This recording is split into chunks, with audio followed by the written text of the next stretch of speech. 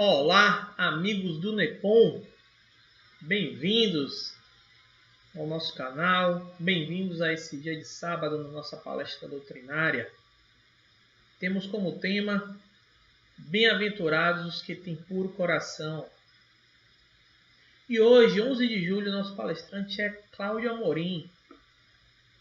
Vamos todos embarcar nessa viagem e nos capacitar um pouco mais, conhecendo a doutrina. Vamos fazer uma leitura agora do Evangelho segundo o Espiritismo no capítulo 8. É a Instrução dos Espíritos do item 18. Deixai que venham a mim as criancinhas. De João Evangelista. Disse o Cristo, deixai que venham a mim as criancinhas. Profundas em sua simplicidade, essas palavras não continham um simples chamamento dirigido às crianças, mas também o das almas que gravitam nas regiões inferiores, onde o infortúnio desconhece a esperança. Jesus chamava a si a infância intelectual da criatura formada, os fracos, os escravizados e os viciosos. Ele nada podia ensinar à infância física, presa à matéria, submetida ao jugo do instinto, ainda não incluída na categoria superior da razão e da vontade que se exerce em torno dela, por ela. Queria que os homens a ele fossem com confiança daqueles enxizinhos de passos vacilantes, cujo chamamento conquistava para o coração das mulheres que são todas mães. Submetia assim as almas à sua terna e misteriosa autoridade. Ele foi o facho que ilumina as trevas, a claridade matinal que toca a despertar. Foi o iniciador do espiritismo que a seu turno atrairá para ele, não as criancinhas, mas os homens de boa vontade. Está empenhada a ação viril. Já não se trata de crer instintivamente, nem de obedecer maquinalmente. Preciso que o homem siga a lei inteligente que se lhe revela na sua universalidade. Meus bem-amados, são chegados os tempos em que, explicados os erros, se tornarão verdades. Ensinar-vos-emos o sentido exato das parábolas e vos mostraremos a forte correlação que existe entre o que foi e o que é. Digo-vos em verdade, a manifestação espírita avulta no horizonte, e aqui está o seu enviado, que vai resplandecer como o sol no cume dos montes. Do Evangelista, Paris, 1863. Vamos agradecer essa oportunidade, amado Mestre, Senhor Deus, nosso Pai, estamos agradecidos por este momento de reflexão, de aprendizado, agradecidos por encurtarmos as distâncias por todos os meios que nos são oferecidos e assim propagarmos mais, aprendermos mais, nunca pararmos na nossa caminhada evolutiva, Senhor. Abençoa, Senhor, nosso palestrante que se dispôs a colaborar com a gente. Continue firme nesse propósito, um trabalho que a gente tome como exemplo e também continue no estudo da doutrina e aplicando da melhor forma no nosso dia a dia em benefício do próximo. Muita paz, tenham todos uma boa palestra. Jesus nos abençoe. Eu sou Cláudio Amorim, divulgador espírita, e hoje nós estamos falando a convite das nossas amigas e dos nossos amigos do NEPOM, Núcleo Espírita da Polícia Militar, sediado em Salvador. Nós vamos falar sobre um tema de importância central no Evangelho de Jesus e também, por via de consequência, de importância peculiar em o Evangelho segundo o Espiritismo. É uma das bem-aventuranças. Bem-aventurados os que têm puro o coração. O Evangelho segundo o Espiritismo trata de algumas das bem-aventuranças, cada qual no seu capítulo específico. Essa bem-aventurança é tratada no capítulo 8º. Vamos ver no texto original, no Evangelho de Mateus, como se situa essa bem-aventurança em meio às demais, para nós compreendermos por que ela tem uma característica muito especial. Vamos ver.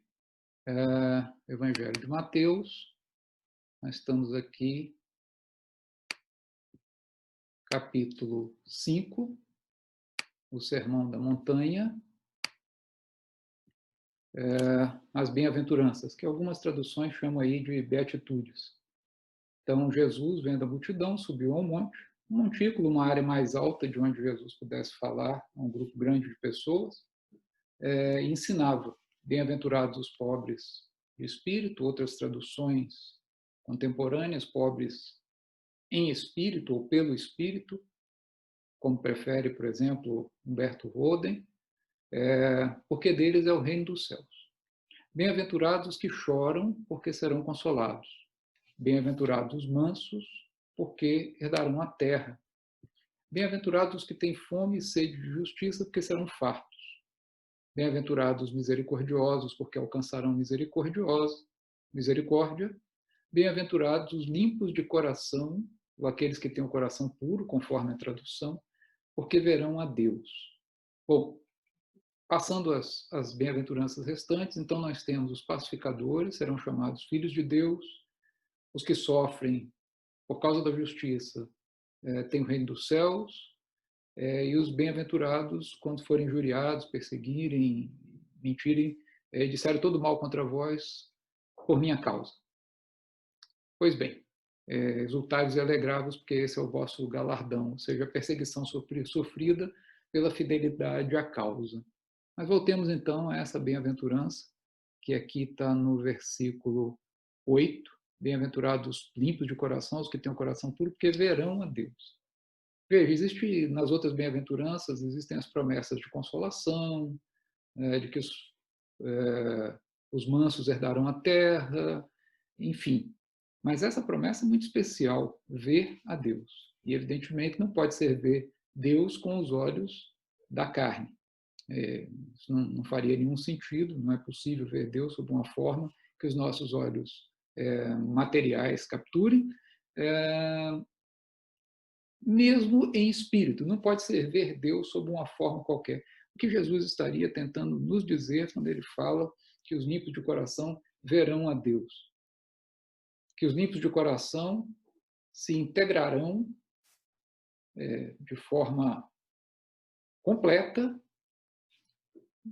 na harmonia da criação divina.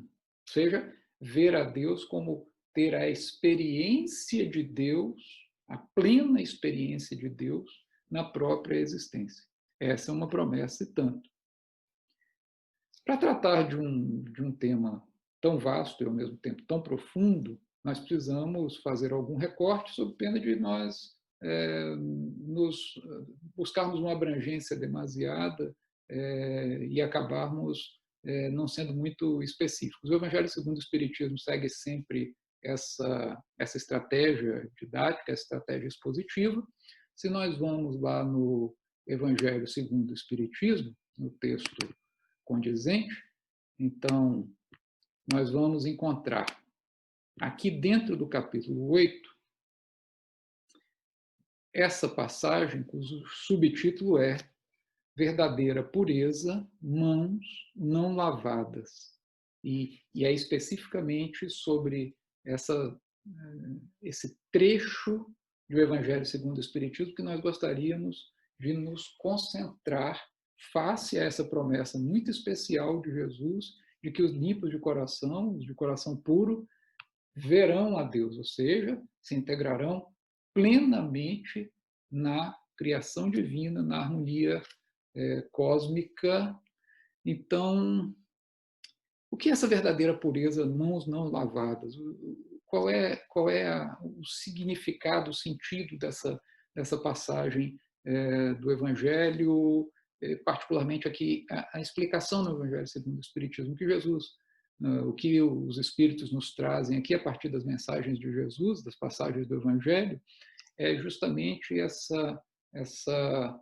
esse contraste existente, essa tensão entre a verdadeira pureza e aquela pureza falsa, forjada, a partir da obediência de ritos exteriores, de determinados preceitos, daqueles códigos morais que não são códigos morais em profundidade, mas são códigos comportamentais de superfície, o que nós chamaríamos de moralismo em oposição à verdadeira moral, a moral autônoma, caracterizada pela maturidade do espírito, que se porta em consonância com a proposta cristã. Vamos ver. Os escribas e os fariseus tinham vindo de Jerusalém, aproximam-se de Jesus e perguntam por que os discípulos de Jesus violam a tradição dos antigos, uma vez que não lavam as mãos ao fazer as refeições. Veja, aqui não estão em jogo os critérios de higiene contemporâneos. É preciso nós sabermos que essa ideia de que lavar as mãos contribuía para nós não nos contaminarmos era uma ideia polêmica até o século XIX. É a partir do final do século XIX, no início do século XX, que a ideia de que existem micro-organismos, que nós sofremos contaminação a partir das mãos não lavadas, toma efetivamente o corpo e começa a se difundir. Então, não está em jogo aqui a questão da higiene propriamente dita, mas a tradição. Então, na tradição judaica de então, a ideia de pureza passava pelo gesto simbólico, porque não era uma providência de higiene, porque não se conheciam as relações causais entre a asepsia das mãos e as infecções parasitosas, etc. Então, um gesto simbólico de limpeza. Então, Jesus responde aos escribas e fariseus: por que vocês violam o mandamento de Deus? Porque, por exemplo, o mandamento diz para honrar o pai e a mãe, mas vocês fazem oferendas exteriores e com isso acham que estão quites, que com isso já estão honrando o pai e a mãe e obedecendo os mandamentos. Então, Jesus faz aqui uma primeira admoestação a respeito dessa diferença importante, definitiva, decisiva, entre o ato moral autêntico, que parte da intimidade do ser, e o ato ritual a partir de determinados preceitos, a partir da tradição. Então, Jesus diz: hipócritas, bem profetizou Isaías quando disse: esse povo me honra de lábios, mas conserva longe de mim o coração. E ele chama o povo e diz que não é o que entra pela boca que macula o homem, mas o que sai da boca é do coração que partem maus pensamentos, assassinatos, adultérios, latrocínios, etc. Então, Jesus tem a questão da moralidade como um ato ou como uma questão da intimidade da criatura, e não apenas no que diz respeito a atitudes exteriores que podem ser simplesmente automatismos, que podem ser simplesmente obediência às convenções, que podem ser simplesmente frutos da conveniência. Obedecer a determinados rituais para estar de bem com uma certa comunidade, dentro da coletividade, etc.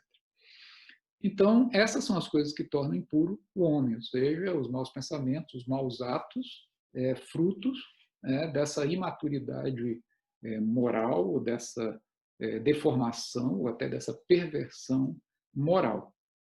E aí os discípulos disseram: olha, os fariseus se escandalizaram. Ele diz: bom, a árvore que meu pai não plantou, ela será arrancada. O que Jesus quer dizer com isso? Que todas essas tradições, que toda essa ritualística, que todos esses hábitos que efetivamente não convergem com o ato moral legítimo, com a depuração das nossas mazelas, com a educação e a sublimação das nossas paixões, então isso não tem significado nenhum. Então, não é da ritualística externa que nós vamos encontrar uma condição espiritual mais favorável, não. É a partir da maturidade, do senso moral, é a partir do ato que vem de dentro. Então, aqui o fariseu pediu que fosse jantar em sua companhia, Jesus foi, sentou-se à mesa. Aqui já é uma passagem de Lucas, a passagem anterior de Mateus, como nós estamos vendo aqui, Mateus, Essa aqui já é uma passagem de Lucas. E, novamente, a mesma ideia. Né? O fariseu se impressiona porque Jesus não lava as mãos antes de jantar. E Jesus lê os pensamentos desse homem e diz que eles colocam grande cuidado em limpar o exterior do copo, e do prato. Entretanto, o interior dos corações está cheio de rapinas e iniquidades. É uma outra passagem muito significativa. Explicação do Evangelho segundo o Espiritismo, com alguns destaques que nós fizemos. Os judeus haviam desprezado os verdadeiros mandamentos de Deus, para se aferrar à prática dos regulamentos que os homens tinham estatuído e da rígida observância desses regulamentos. Bom, era muito mais fácil praticar atos exteriores do que se transformar moralmente. E aí, de novo, esse moralmente não é o moralismo de atender a determinados costumes, não é o moralismo de estabelecer sinais ou signos artificiais de pureza. Esse moral é o ato que procede da intimidade da criatura. Nós vamos detalhar um pouco o que isso significa em termos mais, digamos, até psicológicos. Então, é mais fácil praticar atos exteriores do que se reformar moralmente, lavar as mãos, do que expurgar o coração, do que limpar o coração, do que purificar o coração. Então, eles se iludiam-se a si próprios.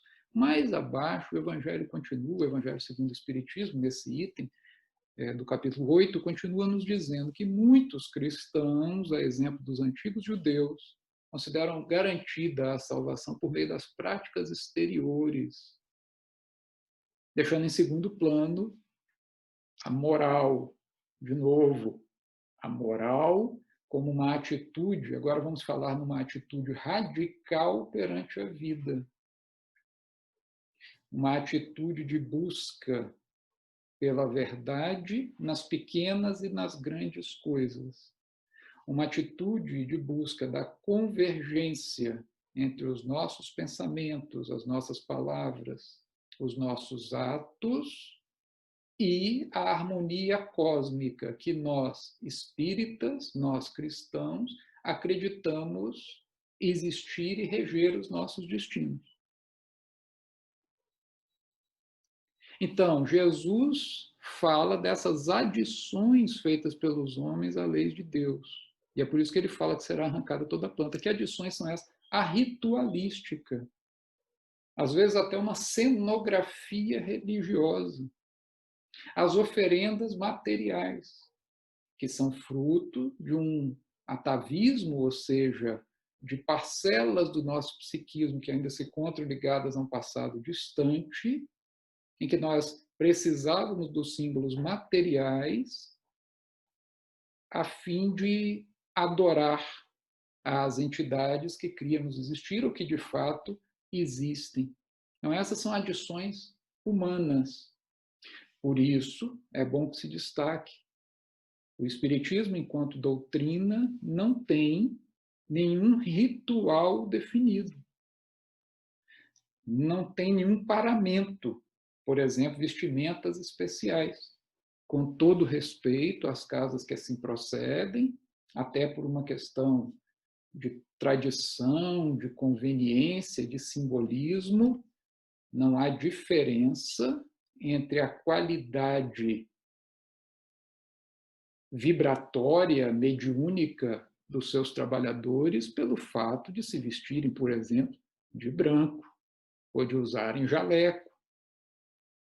Porque se a pessoa estiver vestida de branco e usando jaleco, e por dentro, como disse Jesus, cheia de podridão, dificilmente os espíritos terão condições, ou pelo menos condições, boas condições, de se utilizar dessa pessoa como instrumento da sua tarefa de socorro, de instrução, de acolhimento. Não é a veste. Naturalmente, por uma questão das relações humanas, a veste tem certos símbolos definidores. Então vai lá o médium trabalhar com a roupa, com a caveira aqui, no meio de dois ossos e tal, então uma imagem muito feia. Isso não tem sentido, porque vai despertar na mente daquela que está sendo acolhida, daquele que está sendo acolhido, imagens perniciosas. Então é claro que a veste tem que estar de acordo com a ocasião, isso faz parte do bom senso nas relações humanas. Mas a veste dessa ou daquela cor não vai de modo nenhum definir ou mesmo ajudar na qualidade da tarefa mediúnica. Um exemplo simples, né, para enfatizar o fato de que no Espiritismo não existe regra a respeito, por exemplo, da veste, não existe um paramento específico. Qualquer afirmativa em contrário, com todo respeito, é falsa. As casas podem continuar trabalhando dessa ou daquela maneira por uma questão de tradição, mas os trabalhadores e frequentadores têm que saber que não é isso que define a qualidade do trabalho. Não são os sinais externos que definem a qualidade do trabalho. Não é se o forro da mesa é branco, vermelho, amarelo, roxo, azul. Aquela história da mesa branca. Não, a mesa pode ser de qualquer cor. Se ela for de uma cor muito berrante, pode não estar de acordo com o cerimonial do momento. Então, de novo, uma questão de bom senso, uma questão da psicologia das cores, é uma questão de tradição cultural. Por exemplo, uma cor que quer dizer sorte numa cultura para um determinado povo, para outro povo pode dizer azar. Então, essas variações, nós, consciente ou inconscientemente, levamos em consideração, mas são variações culturais. Não é a cor da mesa que vai impactar sobre a qualidade do trabalho mediúnico, da palestra, do esclarecimento, do estudo que está sendo feito. Então, é muito importante nós pensarmos dessa forma simples, mas, ao mesmo tempo, radical, para nós não ficarmos reféns, e a palavra é essa mesmo, não ficarmos reféns do simbolismo externo em detrimento da necessidade de nos aprimorarmos internamente todos os dias. Para nós nos esquecermos, não nos deixarmos levar pelas aparências, não nos deixarmos levar por essa ritualista, não nos iludirmos em relação a isso. Então, casa espírita não tem altar, casa espírita não tem santos, casa espírita pode ser decorada com retratos, com pinturas, fazendo referência a figuras históricas, como uma homenagem. Com relação à decoração, com figuras, pinturas de pessoas encarnadas, já é um pouco mais duvidoso, porque nós corremos o risco da idolatria. Então é preciso nós termos bastante cautela em relação a isso. Não que isso necessariamente vá provocar algum mal, mas é necessário sim nós termos cautela, é preciso nós termos cautela em relação às vaidades humanas, que não seja da própria pessoa homenageada ainda, às vezes, mas daquelas que acham que por estarem próximas da pessoa homenageada vale mais do que outras. Então, esse cerimonial externo é estranho à doutrina espírita. E vejam aqui o que diz Jesus, o que diz o Evangelho segundo o Espiritismo, inspirado nas palavras de Jesus, decisivamente, não basta que se tenha as aparências da pureza. É preciso ter a pureza do coração. Antes de passar ao estudo de um outro trecho muito interessante, no Evangelho de Lucas, no capítulo 11, mais algumas observações a respeito dessa questão da pureza. Vamos pensar na mensagem viva de Jesus, no comportamento de Jesus diante das pessoas com quem ele convivia. Jesus conviveu com muita naturalidade e atendeu as prostitutas. Jesus conviveu com muita naturalidade e atendeu a alguns poderosos. Inclusive, no relato evangélico, aquele centurião romano que vai pedir a cura de um servo querido que estava muito doente. E Jesus o atende tranquilamente, perfeitamente. Aquele homem que pediu com humildade, apesar da sua posição de destaque como emissário, como comandante de tropas do império. Jesus convivia com os pescadores modestos e com as gentes do povo, na sua ignorância, na sua fé ingênua e até mesmo, pode-se dizer, com características de fanatismo em alguns casos. Mas Jesus convivia e encarava, por assim dizer, com naturalidade essa inocência, essa insuficiência da inteligência, essa rudeza, às vezes, dos sentimentos ou do próprio comportamento, um comportamento, às vezes, até um pouco mais primário, como aconteceu com Pedro, o apóstolo, em algumas ocasiões. Mas, veja, uma coisa curiosa, Jesus conviveu, inclusive, com publicanos. Publicanos que eram amaldiçoados pelos judeus porque eles eram cobradores de impostos, eles trabalhavam, então, para o Império Romano. E isso era uma matéria muito sensível, muito delicada, porque o Império Romano, dominando ali a região onde os judeus viviam, isso para eles significava uma humilhação, evidentemente, e aqueles, então, do próprio povo judaico que trabalhava para os romanos, eles eram considerados, de algum modo, gente de segunda categoria. Conviviam socialmente, mas eram execrados por muitos. E Jesus convive. Né? E Jesus vai mesmo fazer a refeição com publicanos. Agora, com quem Jesus não... quem que Jesus... em relação a quem, para me expressar da melhor forma, em relação a quem Jesus dá mostras de alguma intolerância. Ou seja, intolerância não em relação ao ente, ao espírito encarnado, mas intolerância em relação à conduta. Os escribas e os fariseus. Quem são os escribas e os fariseus? Escribas e fariseus são aquelas pessoas que se utilizavam da sua influência, da sua posição no estamento, na hierarquia religiosa, se utilizavam das suas melhores condições na sociedade para manipular e explorar a fé alheia. Então, isso Jesus não admitia, e com isso ele não convivia bem. E Jesus também admoestou em termos muito duros, em termos muito contundentes, os mercadores do templo. Ele não aceitava o mercadejamento, a compra e a venda em matéria religiosa. Nós podemos aí já identificar a distinção que Jesus fazia entre aqueles que tinham o coração mais ou menos impuro. O povo ingênuo, desorientado, até mesmo em alguns casos fanático, não se utilizava de uma condição privilegiada para manipular outros, mas os escribas e fariseus, sim. Então, Jesus é muito mais tolerante em relação ao erro por ingenuidade, por ignorância e até por força da tradição, do que o erro por força da ambição e do interesse próprio. E talvez seja nesse termo, interesse próprio, onde está a chave para nós compreendermos essa questão da pureza de coração.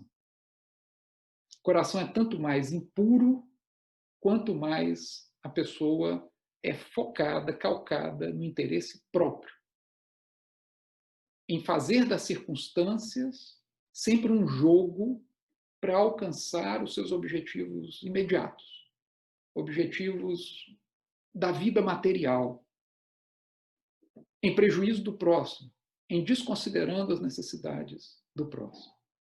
E aí não tem ato exterior que corrija. Eu posso fazer péssimas escolhas, achando que péssimas escolhas do ponto de vista coletivo, achando que as escolhas que eu estou fazendo do ponto de vista coletivo, embora eu saiba que são ruins, mas serão de algum benefício, ou pelo menos eu acho que serão de algum benefício para a minha família, para mim mesmo, para os meus negócios, para a minha posição na instituição religiosa a que eu me vinculo, pode ser no espiritismo ou outra. Nós somos humanos, as instituições religiosas espíritas são instituições humanas, portanto, nós não somos melhores do que ninguém. pelo fato de sermos espíritas. O fato de sermos espíritas nos traz certos esclarecimentos, e esses esclarecimentos nos dão a oportunidade, de certa forma, o dever de compreendermos as questões da vida e do além-vida de uma maneira mais abrangente do que em outras religiões. Isso é o que nós cremos como espíritas, sem nenhum prejuízo de outras religiões, de outras formas de crer. Porque Kardec diz que a melhor forma de crer é aquela que nos faz melhores. Se uma religião não nos faz melhores, ela não é uma boa religião. Se ela nos faz melhores, é uma boa religião. Se ela nos coloca uns contra os outros, não é uma boa religião. Se ela nos faz orgulhosos, achamos que nós somos mais do que os outros, sabemos mais do que os outros, necessariamente por estarmos ali, não é uma boa religião. Então, essa soberba em relação à religião é símbolo ainda do coração impuro, daquele que está muito ligado no ego, aquele que está muito ligado assim, na posição que eu ocupo aqui, como espírito encarnado, e quero que essa posição seja reconhecida, e preciso que essa posição seja reconhecida. Então, a pureza de coração, ela vai, o Bert Roden explica que ela vai além do desprendimento das coisas materiais. O pobre pelo espírito, ele diz, é aquele que se desprende das coisas materiais. O puro de coração, ele diz, o Bert Roden, né, no seu livro Sermão da Montanha, ele diz, o puro de coração é aquele que se desprende de si. É aquele que sabe que é uma criatura na grandiosa ordem cósmica da criação. Nada menos do que isso, mas também nada mais do que isso.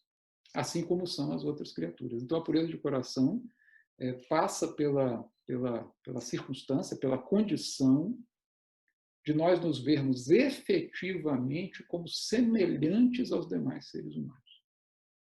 Como semelhantes, e vermos os outros, claro, reciprocamente, como semelhantes a nós. Sem diferenciação de classe, de gênero, de orientação sexual, de etnia, de cor de pele, de condição econômica, de cargo que ocupa. Veja que Jesus via a todos como espíritos e conversa de igual para igual, sem nenhuma intimidação, com Pilatos, o governador, a serviço de Roma, e conversa sem nenhuma presunção com a mulher samaritana, que na época havia muitos motivos para que fosse considerada uma pessoa de terceira categoria. Ela diz para Jesus que já teve vários homens e nunca foi casada. Isso, na época, seria uma condição considerada degradante para a mulher. Ela era samaritana e os judeus, naturalmente, julgavam os samaritanos como deformadores da religião, como apóstatas. A mulher samaritana estava sozinha no momento em que o Evangelho nos narra e conversa com Jesus. Então, assim, uma circunstância completamente atípica para a época, e Jesus simplesmente não liga para isso. Ele está preocupado com o ser humano que está ali em busca de orientação e numa busca sincera pela verdade que lhe é acessível no nível evolutivo em que se encontra. E por isso Jesus conversa naturalmente com essa mulher. Veja que ele nunca se coloca acima dos outros, mesmo sabendo que está muito além do nível de consciência da humanidade da época e da humanidade de hoje em dia.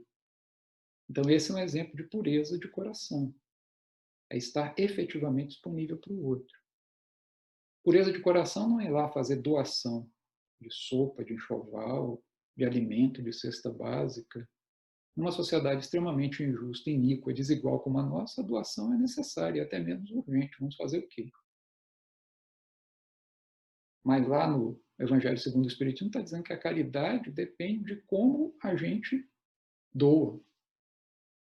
Como quer dizer? É com o coração puro, sentindo-me realmente, compadecendo-me do outro, ou seja, sofrendo com, vivendo com, convivendo, ou apenas doando de uma circunstância de superior para outro que me é inferior. Não, ele tem um karma muito pesado, é um espírito que errou muito, aí está nessa situação de miséria agora. Lamento informar, é assim que muitas vezes nós pensamos. Nós não queremos admitir nem para nós próprios. Mas quantas vezes essa história de karma tem sido, que não é nenhuma palavra espírita, tem sido usado no espiritismo para nos distinguir dos outros, né? Esse que está numa circunstância muito ruim agora, porque tem um karma que eu já não tenho, digamos assim. Conscientemente, ninguém diz isso, ou quase ninguém diz isso. Inconscientemente, muita gente diz isso e às vezes a gente cochicha isso. Quando vê alguém em uma situação muito penosa, muito difícil. Esquecendo que a responsabilidade de todos nós fazer com que os seres humanos, pelo menos, tenham oportunidades de crescimento aqui no planeta. Se não aproveitarem as oportunidades de crescimento, é da sua responsabilidade. Mas se não tiverem as oportunidades de crescimento, é da nossa responsabilidade. É assim que funciona.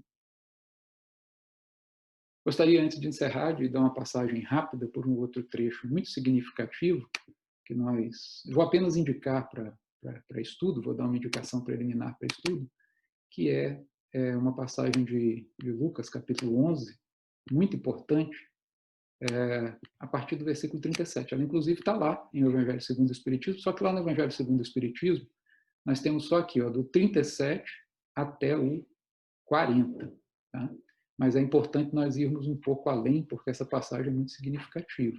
Aqui, essa passagem do 37 ao 40, né, que o fariseu pede que Jesus vai jantar e depois acha estranho que ele não lave as mãos, isso está lá no Evangelho segundo o Espiritismo. Né? Mas aí, Jesus continua dizendo, vocês fazem oferenda de hortelã, arruda e outras ervas, e desprezam o juízo e o amor de Deus. Novamente, essa antítese entre a oferenda exterior e a condição interna comportamental de visão de mundo, de visão do próximo, de visão das relações. Né? Então, o doutor da lei, quando Jesus diz isso, algumas traduções que ele fala aqui para os escribas. Né? E aí um doutor da lei diz para o mestre, eu também me ofendi, ou seja, tomou a carapuça. Jesus estava falando lá com o escriba, e aí vai o doutor da lei lá, o fariseu, e toma para si também a carapuça. Diz, nós também estamos sendo afrontados. Aí ele diz, bom, já que vocês estão falando nisso, né, isso aqui, olha, doutores da lei, vocês carregam os homens com cargas difíceis de transportar e nem mesmo tocam com os dedos essas cargas. O que Jesus está nos dizendo aqui? Que os religiosos, os sacerdotes, os que estão numa posição dentro de uma hierarquia religiosa, e repito, pode ser qualquer hierarquia, mesmo a hierarquia que não deveria existir dentro do Espiritismo, porque nós não temos sacerdócio nem hierárquica de sacerdócio, nós temos trabalhadores mais ou menos experientes, mais ou menos estudiosos, que tiveram mais ou menos condições de se dedicar à divulgação, à tarefa espírita, que fizeram determinadas escolhas, mas essas escolhas não dão a nenhum de nós o direito de nos colocarmos numa hierarquia superior, porque nós não temos sacerdócio organizado. Mas aí ele vai dizer que os sacerdotes carregam os homens de cargas difíceis de transportar, mas não tocam nem com os dedos. Às vezes a gente gosta muito de falar e de recomendar tranquilidade, fé, coragem, resignação. A gente adora recomendar resignação quando o outro está sofrendo. Quando a gente está sofrendo, se agonia logo e sai correndo para buscar socorro, porque não suporta, às vezes, uma fração do sofrimento que nós dizemos que é para o outro suportar com resignação. Muito interessante isso, não? E aí, ele vai dizer também que esses... sim, aqui ele diz uma coisa interessante para os escribas. Cadê aqui? O vosso interior está cheio de rapina e maldade, né? Tem uma passagem que Jesus diz que aqui dos sepulcros, tem uma passagem que Jesus diz que eles são como sepulcros que não estão marcados, identificados, e, portanto, as pessoas passam por cima dos despojos que estão ali embaixo sem saber que estão passando por cima dos despojos. São aquelas pessoas com a fachada muito inocente, são aquelas pessoas com a fachada muito doce, mas que por dentro estão cheias de podridão. E Jesus destaca isso com todas as letras, em termos muito claros e sem tergiversar em relação a esse assunto. Né? Aí aqui uma outra passagem muito interessante. Os doutores da lei deveriam ser aqueles que dão a chave para a interpretação da mensagem de Deus. Hoje em dia os religiosos da tradição cristã, deveriam ser aqueles que dão ao povo em geral, a um contingente de pessoas, a chave para a interpretação da mensagem de Jesus. Aí o que Jesus já dizia naquela época para os doutores da lei? Tiraste a chave da ciência, ou seja, do conhecimento. Então, nem vocês entram no conhecimento, porque estão mais preocupados com os atos exteriores, estão mais preocupados com a hierarquia sacerdotal, estão mais preocupados com as coisas do mundo, e, portanto, não entram no conhecimento das coisas divinas, e ainda não deixam que os outros entrem, tira a chave, por meio de interpretações equivocadas, sonegando o conhecimento necessário aos outros. O que acontece? Nós, muitas vezes, achamos que nós já temos a interpretação única, fechada, definitiva para determinadas questões. Isso ocorre, inclusive, dentro do Espiritismo. Vamos dizer o quê? Quando, na verdade, a doutrina espírita é uma doutrina aberta para uma atualização de interpretações, e foi assim que Kardec praticou o Espiritismo, foi assim que Kardec compilou, consolidou o Espiritismo. Inclusive, ele tinha na Revista Espírita uma espécie de laboratório, onde ele mesmo disse, os textos vão sendo aí tentados, criticados, reinterpretados, para nós vermos se eles vão fazer parte da doutrina ou não. E nós perdemos essa tradição. E nós, às vezes, nos vinculamos a interpretações fechadas, porque A ou B ou C disse, ou porque o espírito A ou B ou C escreveu, em um determinado momento, por intermédio de um determinado médium. Quando, na verdade, nós precisamos nos abrir a interpretações. O que isso tem a ver com o tema de hoje? Tem a ver porque, às vezes, nós nos fechamos em determinadas interpretações e achamos que ali nós estamos conquistando, digamos assim, vamos falar em termos bem básicos, né? O nosso lugarzinho no céu, o nosso lugarzinho no nosso lar, ou a colônia da nossa preferência, de acordo com as imagens a que estamos acostumados, por seguir aquela interpretação definida que alguém está dando. Quando, na verdade, o nosso encontro conosco, enquanto filhos de Deus, o nosso encontro com a nossa realidade divina, o nosso encontro com a harmonia cósmica se dá por intermédio da constante reflexão e da abertura de horizontes interpretativos em conformidade com a nossa evolução estética, cultural, de modo mais geral, com a nossa evolução intelectual, com a evolução moral, que aos trancos e barrancos o mundo vai fazendo.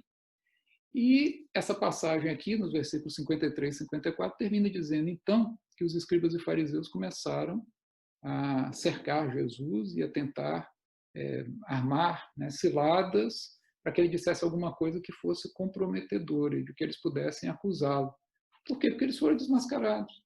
Eles eram indivíduos, os escribas e fariseus, a exemplo de tantos outros religiosos na atualidade, ainda, eles eram voltados para as coisas materiais, eram voltados para o poder mundano, eram voltados para o interesse próprio, para o interesse dos seus, de um certo estamento religioso,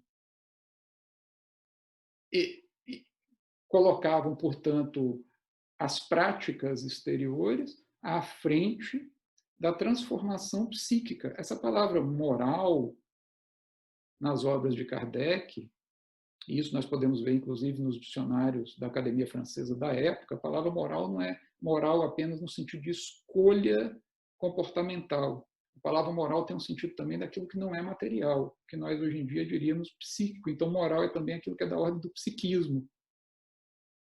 Então, os fariseus colocavam os atos externos à frente da transformação do nosso psiquismo, da nossa visão de mundo, da nossa perspectiva existencial, da nossa visão do outro, das relações. E essa transformação da nossa visão do outro, das relações, da abertura para as possibilidades do ser humano, nós e o semelhante, entendendo o semelhante como realmente semelhante, é aí que nós vamos encontrar gradativamente os meios para essa depuração de que Jesus nos fala. E é aí que nós vamos nos encontrar, aos poucos, é um processo de aprendizado longo, talvez laborioso, mas também talvez muito compensador, mesmo no curto prazo. É aí que nós vamos nos encontrar com essa harmonia cósmica, que nós vamos ter uma visão de Deus, conforme Jesus nos promete. é nos desprendendo dessa imagem de nós mesmos que nos vê como centro da vida, como centro do mundo, como centro das relações. E nos compadecendo, ou seja, nos colocando disponíveis para o sofrer com, o entender o outro, termos a empatia de nos sabermos colocar no lugar, para então compreendermos as insuficiências do outro. De uma maneira bem prática, a prostituta pode bem ser pura de coração, porque se deixou levar a uma condição que nós acreditamos imprópria para o espírito encarnado, do ponto de vista das suas relações, inclusive espirituais, mas não está ali com o objetivo de manipular os outros na busca do interesse próprio. Pode ser simplesmente uma circunstância que ela acredita inevitável para sustentar a si própria e os filhos. Mas a dona do bordel ou o dono do ponto de prostituição são sempre pessoas que se aproveitam da fragilidade de outras pessoas para defender seu próprio interesse, as suas vaidades, as suas finanças. Portanto, esses jamais poderiam ter o coração puro. Talvez esse exemplo, um tanto quanto para alguns impactante, dê a noção da distância e do horizonte de possibilidades, filosoficamente falando, entre um coração puro e o coração impuro. Os manipuladores de interesse próprio sempre têm o coração impuro, enquanto outras pessoas a quem nós julgaríamos pela sua aparência, pela sua profissão, pela sua condição social temporária, sempre temporária, como impuras, como aliás se fazia no passado, sejam bem mais puras, talvez bem mais puras do que nós. Termino lembrando um livro do teólogo americano, falecido há alguns anos, Marcus Borg, estadunidense, norte-americano. Um livro intitulado simplesmente Jesus, um livro belíssimo, importante, para ser lido e estudado, em que Marcus Borg nos diz: Jesus não veio trazer uma doutrina de obrigações e rituais, ele não veio trazer uma doutrina de pureza nesse sentido que os judeus davam, de preceitos para conquistar a salvação e uma vida futura. Jesus veio trazer uma doutrina de compaixão. Ninguém é melhor, ninguém é pior, nós somos solidários. Agora, não adianta dizer que nós somos solidários e doar com a mão, e por meio das nossas escolhas, inclusive no campo político, favorecermos pessoas obcecadas pela morte, achando que com isso o nosso interesse próprio de algum modo será contemplado. Foi o que uma vez um obsessor na sessão mediúnica me disse: não adianta socorrer fulano de tal que pede socorro, porque o que ele faz com a mão, desfaz com a outra. Uma reflexão: da próxima vez que você ou eu, que nós pedirmos socorro, vamos pensar se nós não estamos desfazendo com uma mão aquilo que com a outra fazemos a benefício do outro e da sociedade. Que Deus nos abençoe, nos ampare e nos inspire nesses tempos desafiadores. Obrigado.